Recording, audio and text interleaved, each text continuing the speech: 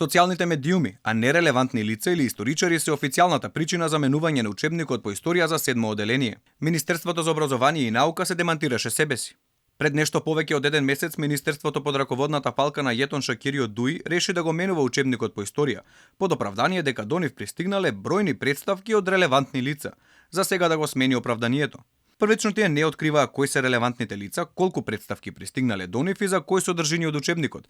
Па Алфа ги постави овие прашања во барање за информација од јавен карактер, за во одговорот тие да се демантираат сами себе си. Министерството нема добиена официјална представка за учебникот, односно преиспитувањето започна врз основа на големи реакции на социјалните медиуми. Во комисијата која ќе ја менува македонската историја од вкупно 7 членови, само тројца се македонци. Предводена од историчарот Бобан Петровски, во неа исто така членува Сафет Незири, Маја Бичиклиска, Илир Мемеди, Африм Салиу, Благица Атанасова и Ферди Бафтија.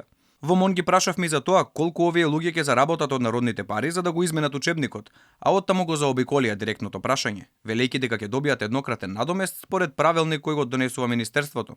Оваа комисија требаше да достави предлог измени до министерот Шакири во законски утврден рок од 10 дена, но од тогаш поминаа 3 недели. Иако од Алфа ги прашавме за тоа кои се предлозите и дали воопшто ги има, од Министерството не добивме одговор. Инаку Македонија до учебната 24-25 година ќе мора да ги отстрани деловите кои му сметаат на нашиот источен сосед, а за кои мешовитата историска комисија веќе постигна договор. Лекциите за Букурешкиот мировен договор и поделбата на Македонија, положбата на македонците во Бугарија, антифашистичкиот отпор, балканските војни и историските факти кои се однесуваат на цар Самуил се само мал дел од она што Македонија ќе треба да го промени во учебниците по историја за седмоделенците, согласно протоколот кој го потпишавме со Бугарија.